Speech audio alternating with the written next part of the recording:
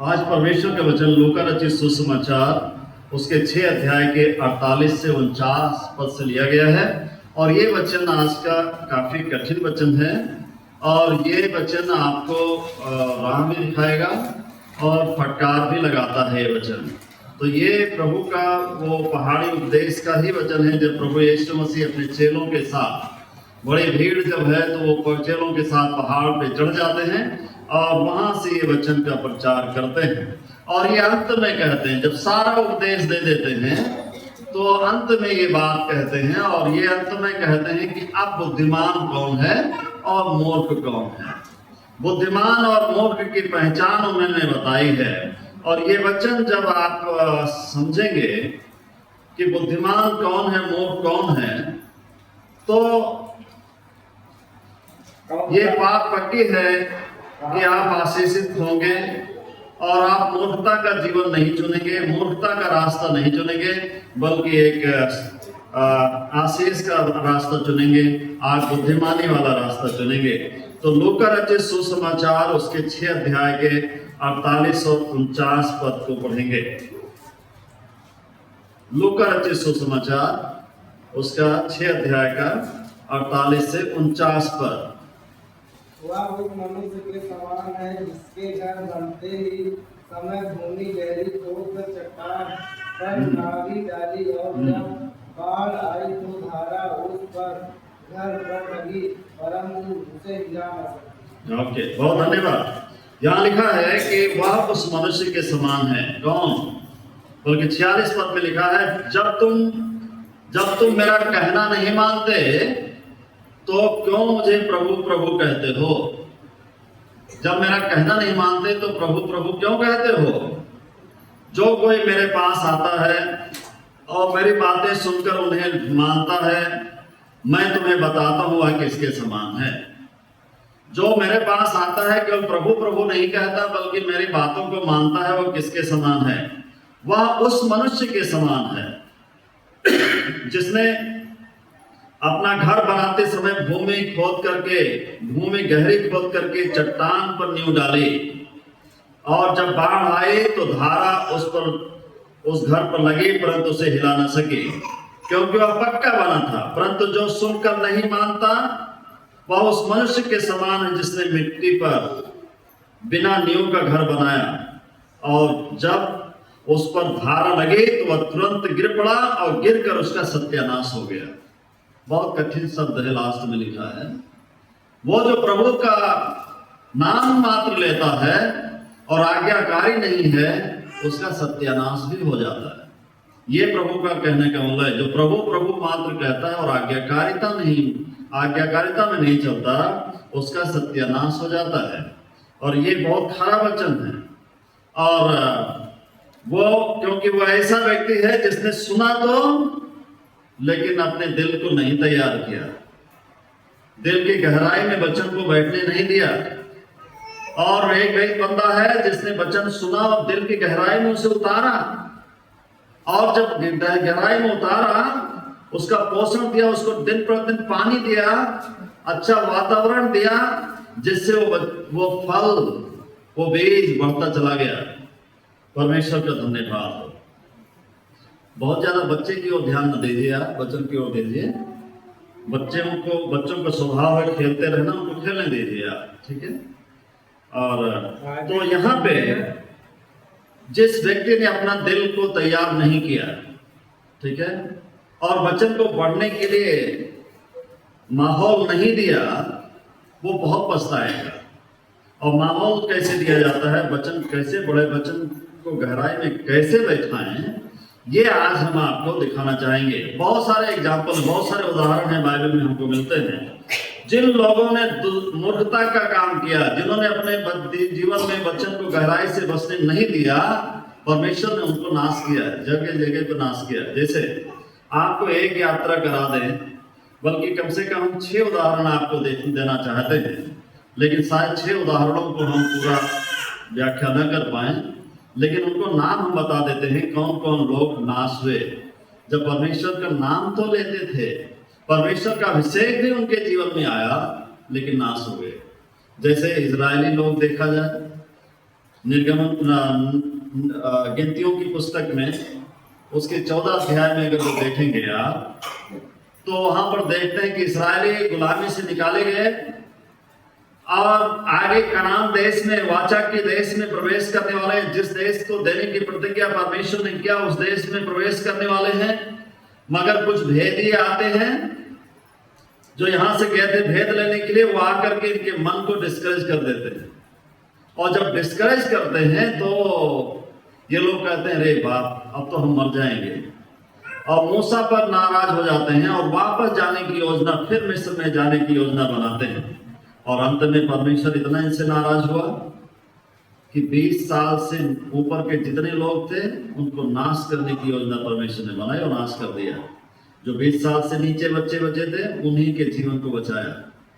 तो वहां पर भी इस वचन को आज हम गहराई से देखेंगे। न्यायों की पुस्तक उसके 16 अध्याय में जब हम देखते हैं तो एक व्यक्ति मिलता है सामसन। सामसन जो है बहुत बुद्धिमान था, बहुत बलशाली था, मां के गर्भ से ही परमेश्वर ने उसे चुन लिया था। वो नाजीर था और उसे वरदान प्राप्त परमेश्वर ने बड़ा आशीष उसे दिया था। और उसका बल इतना था कि उसके चोटी, कहा था कि चोटी न कटाएगा क्योंकि उसमें परमेश्वर का अभिषेक होगा और हमेशा वो नजीर परमेश्वर ले ठहरेगा। लेकिन एक व्यभिचारनी के चक्कर में, व्यभिचार के चक्कर में अपने अभिषेक को खोया, आज्ञाकारिता में नहीं चला, जिसके कारण से सामसन भी नाश हुआ। राजा साउल को यदि आप पहला शमूएल 15 अध्याय में देखेंगे तो राजा साउल को परमेश्वर ने देखा, बहुत सुंदर है, बहुत लंबा है, बहुत हष्ट-पुष्ट है और इस्राएल के राजा बनने की योग्य है। उसका अभिषेक किया गया, परमेश्वर ने उसे अभिषेक भी किया। परमेश्वर ने जो शक्ति, जो सामर्थ की जरूरत थी वो सब कुछ उसे दिया। शुरुआत के कुछ दिन उसके अच्छे चले, लेकिन आज्ञाकारिता में नहीं चला। उसने अपने परमेश्वर के वचन को अपने दिल की गहराई में नहीं बैठाया, अनाज्ञाकारी हुआ, जिसके कारण से राजा साउल भी नाश हुआ। और यहूदा इस्करियोती को तो सब लोग जानते होंगे, प्रभु यीशु मसीह के 12 चेलों में था। 12 चेले, 12 प्रेरित जिनको प्रभु ने चुना था, जो कलीसिया की नींव बनेंगे, जिन पर प्रभु ने कहा था मैं अपनी कलीसिया खड़ी करूंगा। और उसमें से एक चेला प्रभु की बात को गंभीरता से नहीं लिया, और जब गंभीरता से नहीं लिया, उसे गहराई में नहीं उतारा, आज्ञाकारिता में नहीं बढ़ा, तो प्रभु ने कहा हाय, ये व्यक्ति ये पैदा ना हुआ होता तो कितना अच्छा होता। और वो भी नाश हुआ। और हनन्याह और सफीरा के बारे में देखते हैं प्रेरितों के काम 5 अध्याय में, जब कलीसिया उन्नति कर रही थी, सब लोग पवित्रता में बढ़ रहे थे, उस समय हनन्याह सफीरा ने झूठ बोला, परमेश्वर के साथ नहीं चले, हनन्याह सफीरा भी नाश हुए। ऐसे ही आपको प्रभु यीशु मसीह ने एक दृष्टांत भी बताया।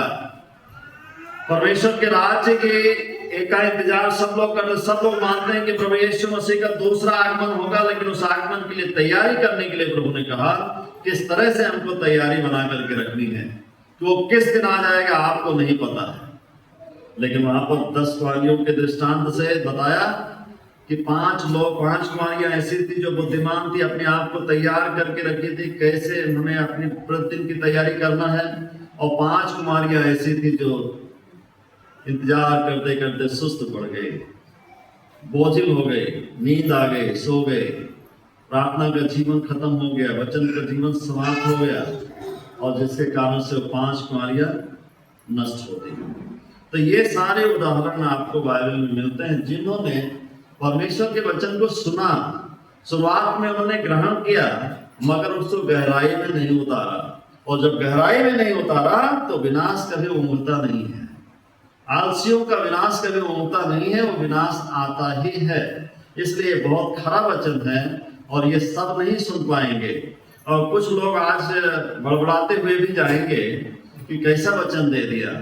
ये बड़बड़ाने की बात नहीं है, लेकिन ये वचन सुनने की जरूरत है, क्योंकि प्रभु ने इसको बड़ा उससे नहीं कहा कि कोई बात नहीं चलेगा, हम आपको शक्ति देते रहेंगे, सामर्थ देते रहेंगे, तुम कुछ भी करो, हम तुम्हारी प्रार्थना को सुनते रहेंगे। ऐसा नहीं कहा। उन्होंने कहा कि यदि सावधानी से जीवन नहीं जिए तो नाश हो जाओ। मेरे नाम लेने से कुछ नहीं होगा, मेरा नाम लेने से कुछ नहीं होगा।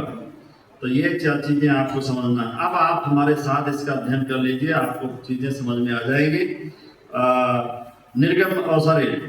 गिनतियों की पुस्तक पुराने नियम में गिनती उसका 14 अध्याय, वहां पर देख लेंगे 3 प्रकार के लोग आपको मिलेंगे, और ये 3 प्रकार के लोग आज भी आपको मिलते हैं। और इन 3 प्रकार के लोगों में हम अपने आप को देखेंगे किसमें आते हैं। तो उसमें एक ही प्रकार का लोग हैं जो परमेश्वर की आशीष को पाते हैं, और बाकी 2 प्रकार के लोग नाश होते हैं। तो उसमें देखना हम कौन से प्रकार में आते हैं। गिनतियों की पुस्तक उसका 14वां अध्याय, व्यवस्था विवरण के पहले की पुस्तक है गिनतियों की पुस्तक, 14 अध्याय में लिखा। 14 अध्याय में आपके लिए ध्यान से पढ़ता हूँ, आपसे ध्यान से सुनिए। और विशेष करके मैं प्रार्थना पढ़ूंगा 19 पद तक, 14 अध्याय का 1 पद से लेकर के 19 पद तक, ध्यान से सुनिएगा। देखा, तब सारी मंडली चिल्ला उठी और रात भर वे लोग रोते ही रहे। ठीक, और सब इस्राएली मूसा और हारून पर बुड़बुड़ाने लगे, और सारी मंडली उनसे कहने लगी, भला होता कि हम मिस्र में मर जाते या इस जंगल में ही मर जाते। यहोवा हमको इस देश में ले आकर क्यों तलवार से मरवाना चाहता है? हमारी स्त्रियां बाल बच्चे तो लूट में चले जाएंगे। क्या हमारे लिए अच्छा नहीं कि हम मिस्र देश को लौट जाएं? फिर वे आपस में कहने लगे, आओ हम किसी को अपना प्रधान बना लें, मिस्र को लौट चलें। तब मूसा और हारून इस्राएलियों की सारी मंडली के सामने मुंह के बल गिरे, और नून का पुत्र यहोशू और युपुन्ने का पुत्र कालेब, जो देश के भेद लेने वालों में से थे, अपने वस्त्र फाड़ करके इस्राएलियों की सारी मंडली से कहने लगे, जिस देश का भेद लेने को हम इधर उधर घूम कर आए हैं वह अत्यंत उत्तम देश है। यदि यहोवा हमसे प्रसन्न हो तो हम उस देश में जिसमें दूध और मधु की धाराएं बहती हैं पहुंचा करके उसमें हमें दे देगा। केवल इतना करो कि तुम यहोवा के विरुद्ध बलवा ना करो और ना उस देश के लोगों से डरो, क्योंकि वह हमारी रोटी ठहरेंगे और छाया उनके ऊपर से हट गई है, और यहोवा हमारे संग है, उनसे ना डरो। तब सारी मंडली चिल्ला उठी कि इन पर पत्थरवार करो। तब यहोवा का तेज मिलाप पड़े तंबू में सब इस्राएलियों पर प्रकाशमान हुआ। तब यहोवा ने मूसा से कहा, ये लोग कब तक मेरा तिरस्कार करते रहेंगे? मेरे सब आश्चर्य कर्मों को देखने पर भी कब तक मुझ पर विश्वास न करेंगे? मैं उन्हें मरी से मारूंगा, उनके निज भाग से मैं उन्हें निकाल दूंगा, और तुझसे एक जाति उत्पन्न करूंगा जो उनसे बड़ी और बलवंत होगी। मूसा ने यहोवा से कहा, तब तो मिस्री जिनके मध्य में तूने अपनी सामर्थ्य दिखा करके उन लोगों को निकाल लाया, या सुनेंगे और इस देश के निवासियों से कहेंगे, उन्होंने तो यह सुना है कि जो यहोवा है इन लोगों के मध्य में रहता है और प्रत्यक्ष दिखाई देता है, और तेरा बादल उनके ऊपर ठहरा रहता है। तू दिन को बादल के इस खंभे में, रात को अग्नि के खंभे में होकर के इनके आगे आगे चला करता है। इसलिए यदि तू इन लोगों को एक ही बार में मार डाले तो जिन जातियों ने तेरी कीर्ति सुनी है वे कहेंगे कि यहोवा उन लोगों को उस देश में से जिसे उसने देने की शपथ खाई थी पहुंचा ना सका, इस कारण उसने उन्हें जंगल में घात कर डाला। इसलिए आप प्रभु की सामर्थ्य की महिमा तेरे इस कहने के अनुसार हो कि यहोवा कोप करने में धीरजवंत, अति करुणामय है, अधर्म और अपराध का क्षमा करने वाला है, परंतु वह दोषी को किसी भी प्रकार से निर्दोष न ठहराएगा। पूर्वजों के अधर्म का दंड उनके बेटों, पोतों और परपोतों को देता है। अब इन लोगों के अधर्म की बड़ी करुणा के अनुसार और जैसा तू मिस्र से लेकर यहाँ तक क्षमा करता आया है वैसे ही क्षमा कर दे। परमेश्वर वचन पे आशीष दे। समझने के लिए परमेश्वर शक्ति सामर्थ प्रदान करे। यहाँ पर लोग क्यों बुड़बुड़ा रहे थे, 14 अध्याय के पहले पद में लिखा है कि सारी मंडली चिल्ला उठी, रोने लगी, रात भर रोते रहे। क्यों रो रहे थे? इसके कारण यह था कि अभी मिस्र की गुलामी से निकाले गए थे और निकल करके आए हैं एक जगह में, और वहां से वो प्रवेश करने वाले हैं कनान देश, जिस देश को परमेश्वर ने देने का वादा किया था।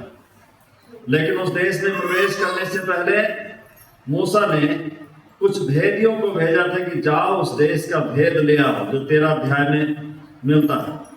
और उसमें से 12 लोगों को भेजा, हर एक गोत्र से एक एक आदमी को भेजा, एक एक अगुआ को भेजा, 12 लोगों को भेजा कि जाओ और पता लगाओ किस रास्ते से हमें इस देश में प्रवेश करना है, क्या क्या हमें तैयारी करके चलना है। तो उसमें से 10 लोग जो आए, उन्होंने जो देखा वो आकर के बड़ा अजीब ढंग से बता दिया और लोग डर गए। उन्होंने कहा कि वहां जब हम गए तो वहां के लोगों को जब मैं देखा तो बहुत हट्टे कट्टे थे और इतने लंबे चौड़े बलशाली लोग थे कि उनके सामने हम टिड्डियों के जैसे दिखाई देते थे। और ऐसा लगा कि यदि हम उनके देश में प्रवेश करेंगे तो हमको बिल्कुल जैसे टिड्डियों को लोग मसल सकते हैं वैसे हमें मसल देंगे, अपनी मुट्ठी में पकड़ करके अपने उंगलियों से मसल देंगे, इतना बल है उनके अंदर में। तो 10 लोग जब ये बात कहे तो इस्राएली लोग डर गए कि अभी तो हम लोग गुलामी में थे, अभी एक युद्ध जीता है, किसी तरह से उस गुलामी से निकले हैं, अभी बहुत ज्यादा समय भी नहीं हुआ है और अब फिर एक युद्ध होने जा रहा है और ऐसा लोगों के साथ युद्ध होने जा रहा है जहां पे वो बहुत ताकतवर है और उनके सामने हम क्या रहेंगे, कैसे टिकेंगे, और वो तो हमको मसल देंगे, वो तो हमको कुचल देंगे, हमारी बहन बेटियों को, हमारी स्त्रियों को उठा ले जाएंगे और क्या क्या अत्याचार करेंगे, ये दिमाग में उनके आने लगा। और जिसके कारण से वो रात भर रोते हैं, रात भर चिल्लाते रहते हैं और मूसा और हारून पर बुड़बुड़ाते हैं कि ये लोग, यही लोगों की गलती है जिन लोगों ने हमें मिस्र की गुलामी से निकाला, इन्हीं लोगों की गलती है, इसी के कारण से मैं आया हूं। जैसे आप में कभी कभी जब सताव जब होगा तो आप क्या किसका दोष दोगे? यदि आपका पति विश्वास में लाया होगा तो उसको दोष दोगे, आपकी पत्नी विश्वास में लाए होगे तो उसको दोष दोगे और क्या कहोगे, इसी के कारण से मैं आज विश्वास में हूं, इसी के कारण से आज मैं सताया जा रहा हूं, इसी के कारण से शायद ये दिक्कत आई है। तो ऐसे मूसा को लेकर के वो कहने लगे, ये मूसा ही था जिसने मुझे और मेरे परिवार को वहां से निकाल कर गया, झूठ बोल करके लाया। लेकिन मूसा ने झूठ नहीं बोला था, मूसा को परमेश्वर ने जो कहा था वैसे ही किया। मूसा जाना भी नहीं चाहता था, लेकिन परमेश्वर ने कहा था मूसा तुम्हें जाना है, क्योंकि मैंने उनका रोना चिल्लाना सुना है, वो किस पीड़ा में है, किस दुख में है, किस परेशानी में है, किस प्रकार से वो सताए जाते हैं, वो सब मैंने देखा है। तुम जाओ और उन्हें छुड़ाओ, मिस्र की गुलामी से छुड़ाओ। और मूसा कहता है कि प्रभु मैं बूढ़ा हो गया हूं, मैं 80 साल का बूढ़ा, मैं कैसे जाऊंगा, मैं बोलता हूं तो तुतलाता हूं, मेरे मुंह से अच्छे शब्द भी नहीं निकलते। परमेश्वर ने कहा था चिंता मत कर, तेरा भाई तेरे लिए मुंह बन जाएगा। तो हारून को खड़ा किया परमेश्वर ने, हारून उसका भाई था, और कहा हारून बोलेगा तुम्हारी तरफ से। तो ये 2 आगों को तैयार करता है, उसके हाथ में लाठी देता है एक, और उस लाठी के बल से, वो लाठी चलाने के लिए नहीं था, किसी की हत्या करने के लिए नहीं था, लाठी परमेश्वर का बल और सामर्थ्य को दिखाती है कि ये ही लाठी तुम्हारा एक सहारा बनेगी, इस लाठी से चमत्कार होगा। और आप देखते हो कि पहली बार परमेश्वर ने टेस्ट करके दिखाया और मूसा से कहा इस लाठी को आप जमीन में डाल दें, और लाठी वो जैसे जमीन पे डाला सांप बन गई। और फिर मूसा ने कहा, परमेश्वर ने मूसा से कहा इसकी पूंछ पकड़ के उठा ले, जैसे पूंछ उसकी पकड़ा वो फिर सांप और लाठी बन गई। तब उसको एहसास हुआ कि ये लाठी साधारण लाठी नहीं है, परमेश्वर अपना अधिकार मुझे देता है, मुझे सामर्थ देता है कि जाओ इसी सामर्थ से तुम उन्हें निकाल के लाओगे। तो परमेश्वर ने शक्ति और सामर्थ दिया था। लेकिन आज ये लोग कहते हैं, मूसा और हारून पर बुड़बुड़ाते हैं और कहते हैं कि ये हमको वहां से निकाल रहा है कि जंगल में तलवार से मार डाले, कम से कम वहां रहते तो हमको कब्र नसीब होती। लेकिन यहाँ पर पता नहीं कहाँ गिद्धों को हमारी लाश खिला देंगे, जंगल के जानवर मेरी लाश को, हम लोगों की लाश को नोच नोच कर खाएंगे, और ना मालूम कौन पेट्रोल तेल डाल करके हम लोगों को जला दिया जाएगा। इस प्रकार का डर और भय इनके जीवन में समा गया। जब डर और भय समा गया तो इन्होंने कहा कि ऐसा करें, हम कोई एक अगुआ चुनते हैं, वापस चलेंगे, मूसा को यहीं छोड़ दो। उस समय दो व्यक्ति जो और गए थे भेद लेने के लिए, उनका नाम था कालेब और जोशुआ, कालेब और यहोशू।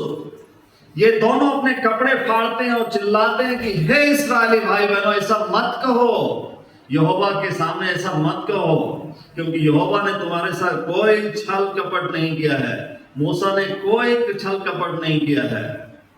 यहोवा ने तुम्हारे लिए आशीष का कारण ही बना है, तुमको गुलामी से निकाला, वो अभी तक रहा है, अभी तक तुम्हारी रक्षा किया है, आग का खंभा बन करके तुम्हारी रक्षा किया है, बादल बन करके तुम्हारी रक्षा किया है। वही परमेश्वर तुम्हारे साथ रहेगा। हम गए थे, हमने देखा वो देश वास्तव में बहुत उपजाऊ है, बहुत अच्छा है, वो देश परमेश्वर हमें दे देगा। बस इतना करो कि हम परमेश्वर के साथ बने रहें। यदि हम परमेश्वर के साथ बने रहेंगे तो हम निश्चय ही उस देश में प्रवेश करेंगे। लेकिन ये कहां सुनने वाले थे?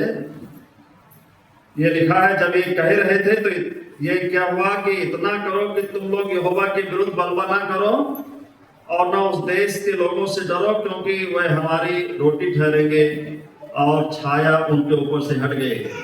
इसने कहा था परमेश्वर की जो छाया है ना, हर देश पर हर लोगों पर रहती है, अच्छे लोगों पर रहती है, छाया रहती है, परमेश्वर उनकी हिफाजत करता है, उनकी रक्षा करता है। लेकिन जब वो बुरा काम करते हैं तो अपनी छाया को हटा लेता है। और आप जानते हो उस कनान देश में अधर्म इतना बढ़ गया था, इतना अधर्म बढ़ गया था कि पुरुष के साथ कुकर्म होने लगे थे, और कोई भी उस देश में सुरक्षित नहीं था। इतना कुकर्म, इतना व्यभिचार वहां व्याप्त हो गया था। तो परमेश्वर ने अपनी छाया उस देश से हटा ली थी, और वो देश क्योंकि बहुत उपजाऊ देश था, तो परमेश्वर ने कहा ये क्योंकि ये दुष्ट हो गए, पापी हो गए, खा खा करके बहुत मोटे ताजे हो गए और व्यभिचार और कुकर्म में लीन हो गए हैं, इसलिए इनको धरती पर से मिटाना आवश्यक है। और इनको मिटाने के लिए इसराइल को यहाँ लेकर गया है, और इसराइल को वहां का तुम जाओ और इस देश को अपने अधिकार में ले लो। ये परमेश्वर का वादा था। तो ये वादा याद भी कराता है कि परमेश्वर की, मैंने देखा है कि परमेश्वर की छाया वहां से हट गई है, मगर क्या हुआ लिखा है, तब सारी मंडली चिल्ला उठी कि इन पर भी पथराओ, इनको भी मारो। ये भी मूसा की तरफ आ गए और सब लोग पत्थर लेकर, बताओ 4 लाख लोग और 4 आदमी एक तरफ, 4 लाख एक तरफ, और सबके हाथ में एक एक पत्थर हो, मारने लगे तो 4 लोगों में क्या होगा? आप सोच सकते हो। जब पत्थरवार करने के लिए पत्थर अपने हाथ में उठा लिया, उसी समय परमेश्वर प्रकट हो गया। और परमेश्वर प्रकट हो गया तो लिखा है ना, तब यहोवा का तेज मिलाप वाले तंबू पर सब इस्राएलियों पर प्रकाशमान हो गया। हालेलुया। और परमेश्वर कहने लगा, क्या कहता है, ये लोग कब तक मेरा तिरस्कार करेंगे? मेरे आश्चर्य कर्म को देखने पर भी कब तक मुझ पर विश्वास ना करेंगे? तो यहाँ पर अभी 3 प्रकार के लोग देख लिया आपने। कौन कौन देखा? इस्राएल के 4 लाख लोग कम से कम, और 2 परमेश्वर के दास मूसा और हारून, और 2 उनके चेलों को देखा आपने। वो कौन है? कालेब और यहोशू। कालेब, यहोशू, मूसा और हारून परमेश्वर के विश्वास से परिपूर्ण हैं। उन्होंने अपने हृदय को इतना मजबूत कर लिया, परमेश्वर में हो गए हैं, परमेश्वर का ही वचन, परमेश्वर के प्रति विश्वास उनका बहुत दृढ़ है, बहुत मजबूत है। और मजबूती का भी कारण है क्योंकि आप जानते हैं कि मूसा को परमेश्वर ने कम से कम 40 वर्ष तक जंगल में रख करके सिखाया। परमेश्वर अपना दर्शन देकर के उससे दृढ़ किया, मजबूत किया। और जब आया था इस्राएलियों को छुड़ाने के लिए, तो यहोशू और कालेब हमेशा इनके साथ बने रहते थे, मूसा के साथ बने रहते थे। यहोशू तो मूसा के साथ, जब मूसा प्रार्थना करने के लिए तंबू में जाता था तो यहोशू भी उसके साथ जाता था, लेकिन जब मूसा बाहर निकल आता था, लेकिन यहोशू तंबू में बना रहता था और परमेश्वर से काफी देर तक प्रार्थना करता था, और जिसके कारण से परमेश्वर यहोशू से बहुत आनंदित था, बहुत सुखी था, बहुत खुश था। और यहोशू को परमेश्वर एक अलग ही बुद्धि, अलग ही समझ, अलग ही विश्वास दे रहा है। क्यों दे रहा था? क्योंकि वो प्रार्थना में ज्यादा समय बिता रहा था, परमेश्वर से बातें वो ज्यादा करता था, एकांत में परमेश्वर के भवन में उस समय बिताता था। इसलिए तो 3 प्रकार के लोग आप देख रहे हैं। इस्राएली चिन्ह देखते हैं, चमत्कार देखते हैं, छुटकारा देखते हैं, ठीक है, लेकिन विश्वास नहीं उतरता, मन में विश्वास नहीं उतरता। और एक व्यक्ति है जो हमेशा जब चिन्ह और चमत्कार देखता है तो परमेश्वर का धन्यवाद करता है, प्रभु मैं आपका धन्यवाद करता हूं कि ये काम आपने मेरे जीवन में किया। कई लोग होते हैं जीवन की एक छोटी सी समस्या को पकड़ लेंगे, परमेश्वर ने कितने बड़े बड़े काम आपके जीवन में किया वो सब भूल जाओगे, और एक छोटी सी बात पकड़ करके क्या करोगे? आप कोसोगे, हाय हाय प्रभु क्या कर दिया, आप क्या कर दिया, अब हम नाश हो जाएंगे, अब हम बर्बाद हो जाएंगे, एक छोटी सी बात के लिए। और वही व्यक्ति ज्यादा कुड़कुड़ाते हैं जो परमेश्वर को धन्यवाद नहीं करते। तो धन्यवाद करने वाला यहोशू परमेश्वर को हर एक बात के लिए धन्यवाद करने वाला था, वो धन्यवाद करता रहा। जिस कारण से आज जब परिस्थितियां पूरी तरह से विपरीत हैं, यहोशू परमेश्वर को देख रहा है, मूसा परमेश्वर की ओर देख रहा, हारून परमेश्वर की ओर देख रहे हैं, काले परमेश्वर की ओर देख रहे हैं, और इस्राएली किसकी ओर देख रहे हैं? अपने हाथों की ओर। हाय मेरे पास तो कुछ नहीं है, हाय मेरा परिवार है, हाय मेरे बच्चे नाश हो जाएंगे, हाय मेरी पत्नी को कोई उठा ले जाएगा, हाय मेरे बेटियों को कोई उठा ले जाएंगे, तलवार से मार डालेंगे। ये सब घबराहट आ गई। आप क्या करोगे? घबराहट, भय समा गया। भय किसकी ओर से आता? डर किसकी ओर से आता? बताइए। डर का जन्मदाता कौन है? शैतान है। जब आपको पास में कोई छोटा सा एक बीमारी आ जाए और डर आ जाए आपके अंदर, उसको हावी मत होने दीजिए। आप पुराने समय, पिछले समय में हुए चमत्कारों को याद करिए, जो प्रभु ने आपकी प्रार्थना का उत्तर दिया था, उसको याद करिए, प्रभु को धन्यवाद करिए कि प्रभु आपने वहां से मुझे निकाला था। मैं प्रभु आपको धन्यवाद करता हूं, प्रभु आप यहां से भी मुझे निकालेंगे, इस परिस्थिति से मुझे निकालेंगे। ये बातें आपको कहनी। लेकिन जानते हो, ये 10 लोग जो दुष्टता किए, जो लोगों के मन को गिरा दिए थे, इनके लिए परमेश्वर ने जानते हो क्या न्याय किया था? यहाँ लिखा है 37 पद में, कोई पढ़िए, 14 अध्याय का 36 से पढ़िए। तब जिन पुरुषों को मूसा ने उस देश का भेद लेने को भेजा था, और उन्होंने लौटकर उस देश में की नामधराई करके सारी मंडली को कुड़कुड़ाने के लिए उभारा था, उस देश की वह नामधराई करने वाले पुरुष यहोवा के मारने से उसके सामने मर गए। अंग्रेजी में बड़ा अच्छा ट्रांसलेशन लिखा है, तो God given them the disease to kill them। परमेश्वर ने उनको ऐसी बीमारियों से ग्रस्त कर दिया, वो मर गए। ये कौन लोग थे? जिन्होंने नाकारण डर भर दिया था, लोगों के अंदर डर भर दिया था। परमेश्वर को नहीं देखा, किसको देखा?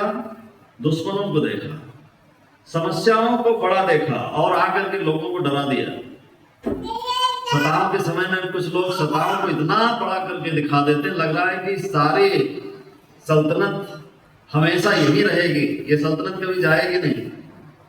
कई सल्तनत आए, कई लोग सताए, और पूरा इतिहास मसीहियों का अगर जो आप देख लो तो बहुत सताए गए, घर घर उजाड़ दिए गए। जब मिस्र देश, वो क्या नाम है, रोम की सत्ता जहां पे थी, और रोम से की सत्ता से अधिकार प्राप्त लोग, अधिकार था कि जाओ जितने लोग मसीही मिले, पंथ में चलते हुए मिले, उनके घर जला दो, उनको जेल में डाल दो, उनको मारो पीटो, तुम्हारे पर कोई मुकदमा नहीं लिखा जाएगा। लेकिन क्या हुआ? कोई रोक सका? और वही नेता जो था उसका पौलुस, जिसका नाम पहले साउल था, परमेश्वर ने दर्शन देकर के कहा, हे साउल तो मुझे क्यों सताता है? परमेश्वर अपने लोगों को आंख की पुतली की नाई रक्षा करने वाला परमेश्वर। तो समस्याओं को बड़ा मत देखो, चाहे सताव हो, चाहे बीमारी हो, चाहे किसी भी प्रकार की तकलीफ क्यों ना हो, उसे बड़ा मत देखो। परमेश्वर को देखो कि परमेश्वर इससे बड़ा है, मेरी समस्या से बड़ा मेरा परमेश्वर है। जब आप इस तरह के विश्वास को आप दर्शाओगे तो बच जाओगे, लेकिन इस तरह के विश्वास से आप हटोगे तो मरोगे। ये साफ बात यहाँ लिखी है कि उन्होंने, जिन्होंने लोगों के अंदर डर पैदा कर दिया, वो क्या हो गए?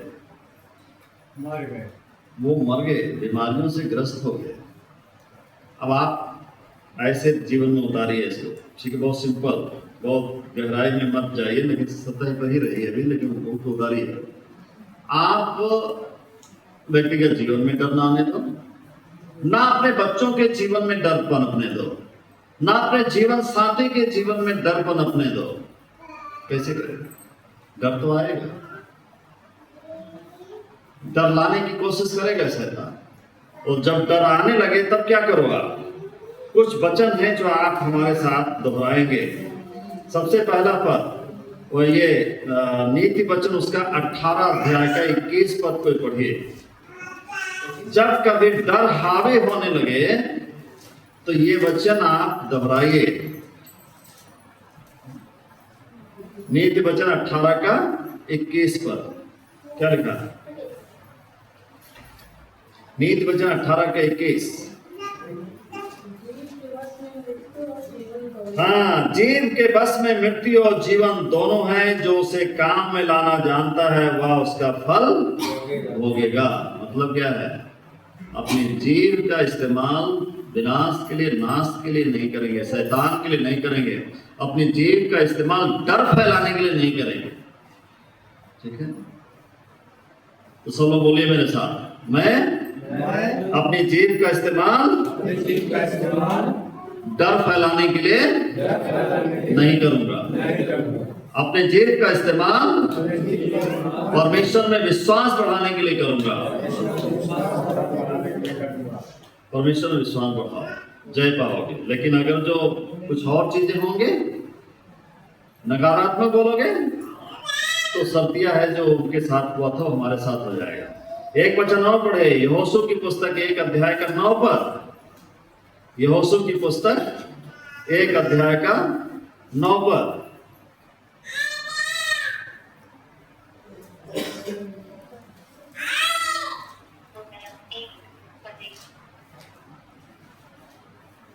न्यायों की पहले की पुस्तक है, व्यवस्था के बाद 1 अध्याय का 9 पद।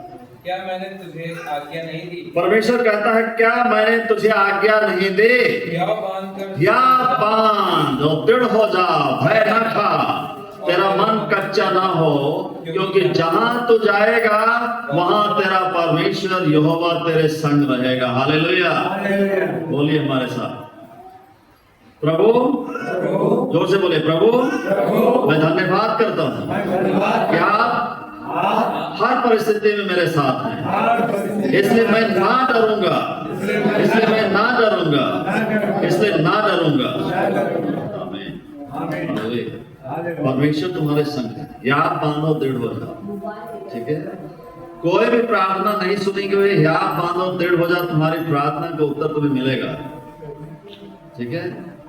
लेकिन डर को हावी मत होने दीजिए, और डर हावी हो गया तो शैतान हावी हो गया, और शैतान हावी हो गया फिर शैतान किस काम के लिए आता है बताइए? 3 काम शैतान करता है। क्या क्या काम करता है शैतान? चोरी करता है, घात करता है, नाश करता है। ठीक है? शैतान 3 काम करता है, चोरी करता है, घात करता है और नाश करता है। और चुपके से आएगा। ठीक है? और डर जब आ जाएगा आपके अंदर में तो चोरी हो जाएगी। चोरी कैसे होगी? बीमारी आ जाएगी, डॉक्टर पैसे चुराने लगेंगे। ठीक है? क्योंकि डर से बहुत सारी बीमारियां आती हैं अपने आप। बीपी बढ़ जाएगी, मेंटल टेंशन बढ़ जाएगा आपके अंदर, मानसिक तनाव, अस्पष्टता नहीं रह जाएगी, विचार साफ आपके मन में नहीं आएंगे, तो आप किसके पीछे भागोगे? आप कोई दवा मिल जाए, डॉक्टर कहेंगे ठीक है 1 महीने की दवा मैं लिख रहा हूँ, आप इतनी सारी थैला भर दवा भर के लाओगे, खूब खाना जैसे भोजन खाते हो ना वैसे दवा खाओगे, जब दवा खाओगे तो एसिड बनेगी, और जब एसिड बनेगी तो पेट में जलन होगी, तब दूसरे डॉक्टर के पास जाओगे, ठीक है, वो कहेगा ठीक है मैं दूसरी दवा देता हूँ। अब एसिड शांत करने की दवा देगा तो 10-20 डॉक्टर 1 साल के अंदर आप बदल करके अपनी चोरी कराओगे, अपनी मेहनत की सारी चोरी आपकी हो जाएगी।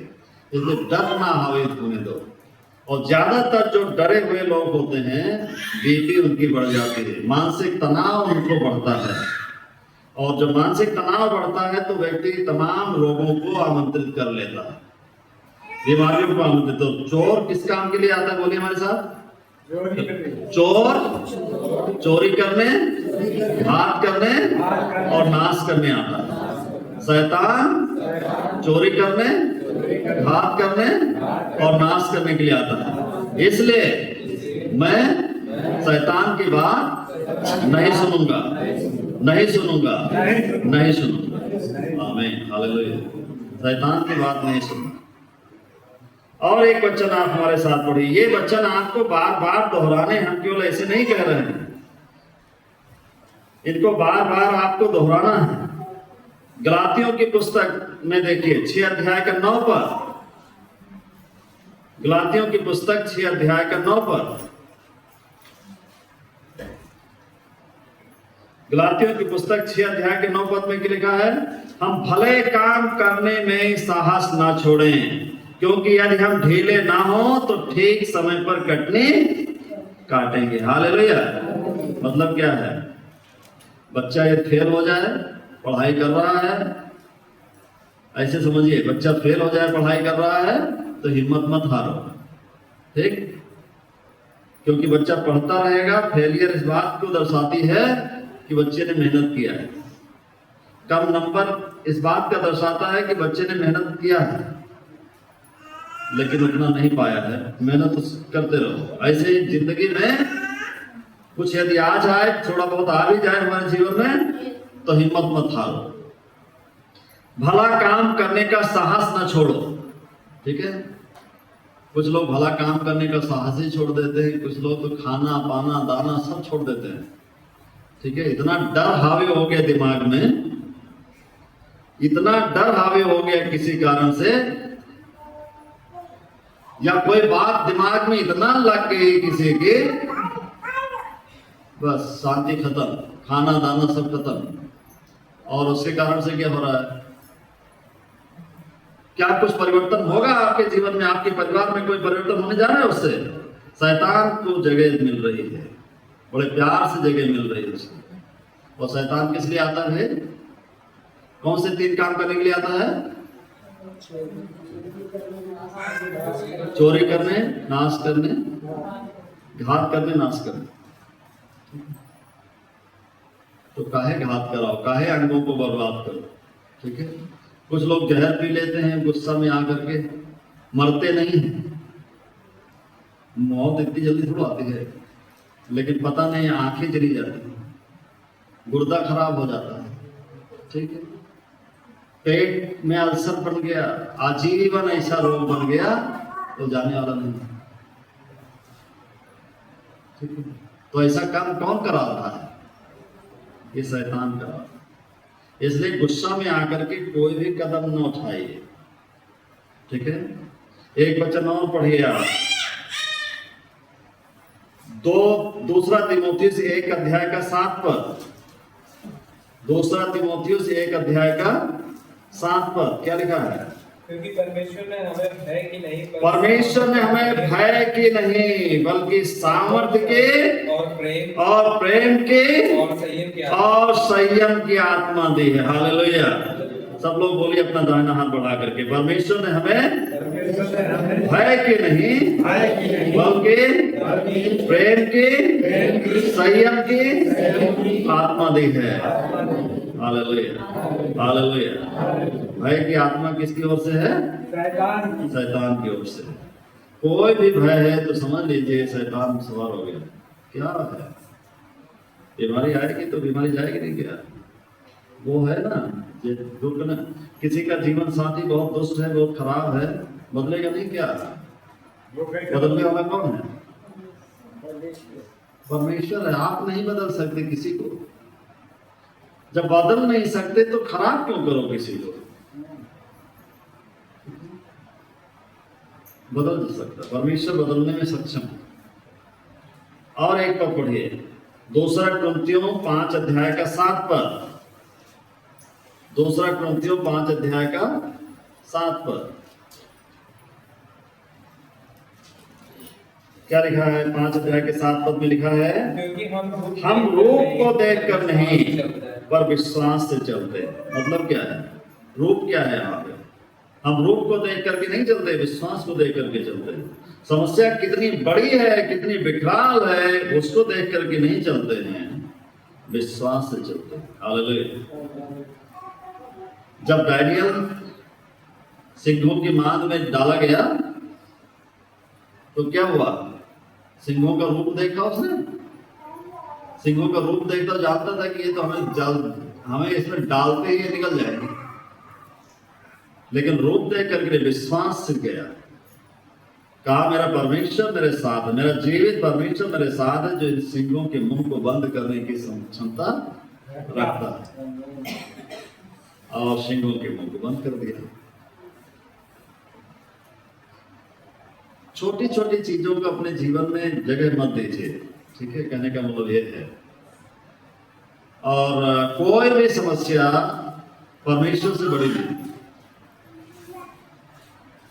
परमेश्वर से बड़ी नहीं है। उसको कभी भी बड़ा मत हो कि ये तो दूर ही नहीं होगा, मेरी जिंदगी ऐसे चली जाएगी, इसका जीवन कभी बदलेगा नहीं, ये परिस्थिति मेरे घर की दूरी कभी नहीं होगी, ये कभी मत कहो।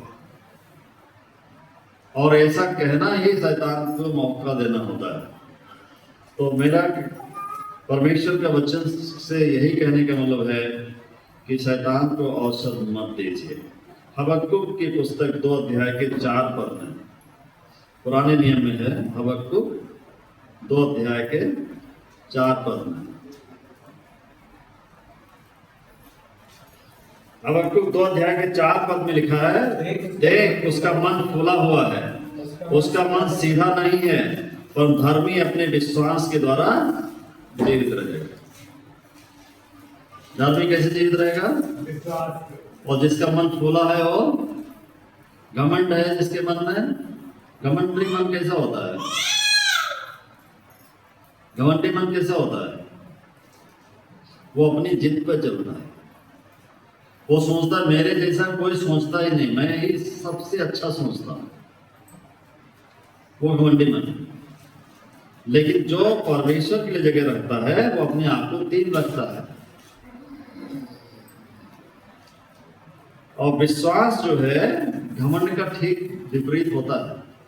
घमंड, विश्वासी घमंडी नहीं होता, जो परमेश्वर विश्वास करता है, दीन रहता है और कहता है मेरा परमेश्वर मेरे साथ है, यदि मुझे बचाएगा तो ठीक, नहीं बचाएगा तो ठीक, उसकी मर्जी पूरी हो जाए। प्रभु यीशु मसीह ने जैसे प्रार्थना की, कितना अटल विश्वास मेरे प्रभु का था। जब सूली पे चढ़ाए जाने से पहले क्या प्रार्थना किया था? हे पिता, हो सके तो ये प्याला हट जाए, लेकिन मेरी इच्छा नहीं प्रभु, तेरी इच्छा पूरी हो जाए। और हम अडिग हो जाते हैं, मेरी इच्छा पूरी हो जाए, ये कभी नहीं कहना। प्रभु मैं समर्पित हूँ। जैसे डैनियल से कहा गया, डैनियल को जब आग के भट्टे में दूसरी बार डाला गया तो राजा ने कहा तेरे लिए मौका है तो मुकर जा, जो इस खड़ी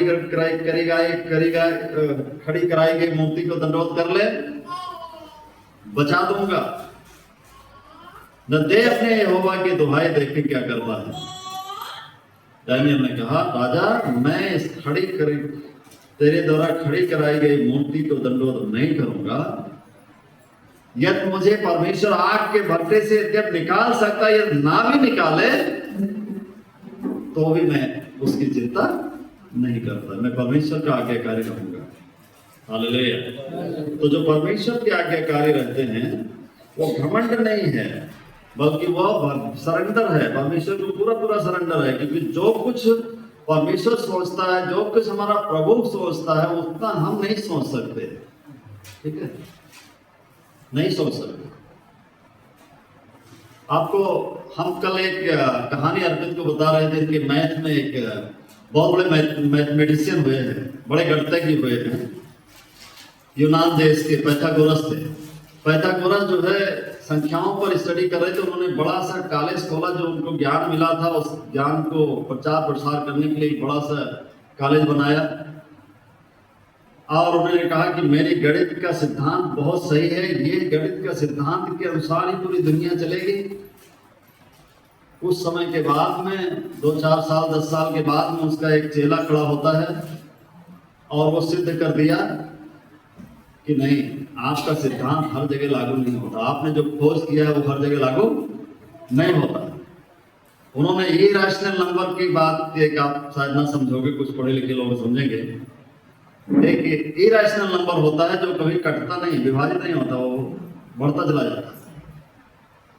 ठीक है, कुछ संख्याएं ऐसी हैं प्रकृति में जो कभी बढ़ती नहीं। जैसे पहिया जब बना रहे थे, ठीक है, तो पहिया की गोलाई कैसी होनी चाहिए, सेंटर लिया गया तो सेंटर के अनुसार होना चाहिए थी, परिधि कितनी होनी चाहिए।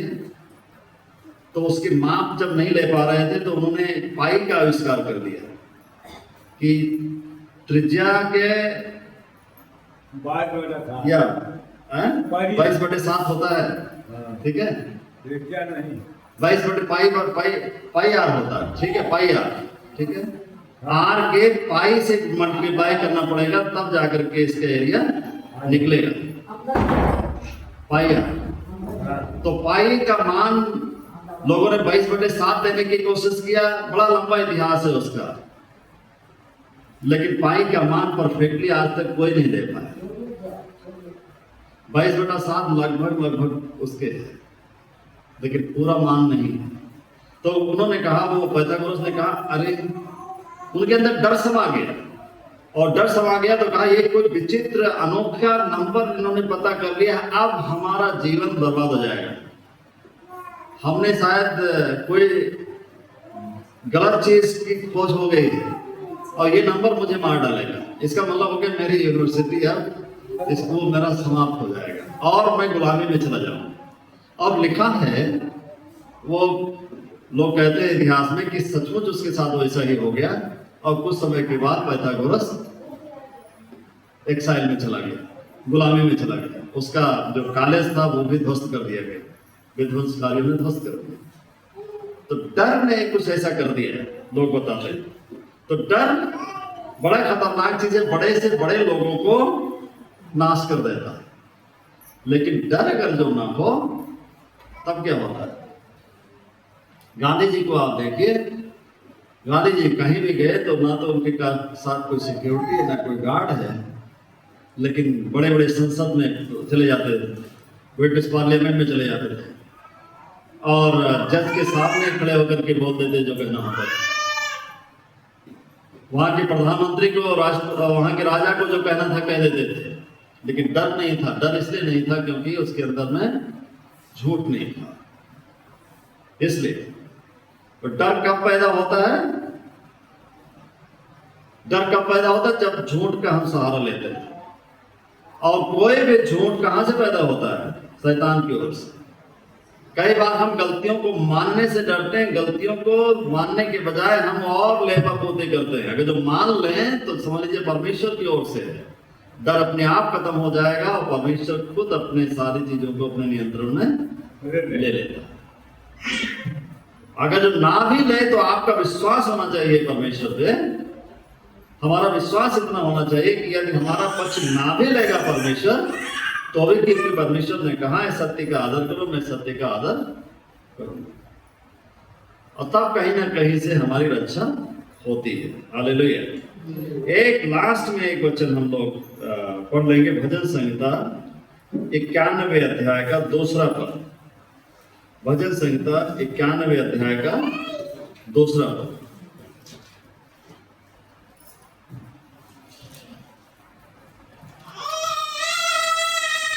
91 अध्याय का दूसरा पद लिखा, मैं यहोवा के विषय गाऊंगा, वह मेरा शरण स्थान और गढ़ है, वह मेरा परमेश्वर है, मैं उस पर भरोसा रखूंगा।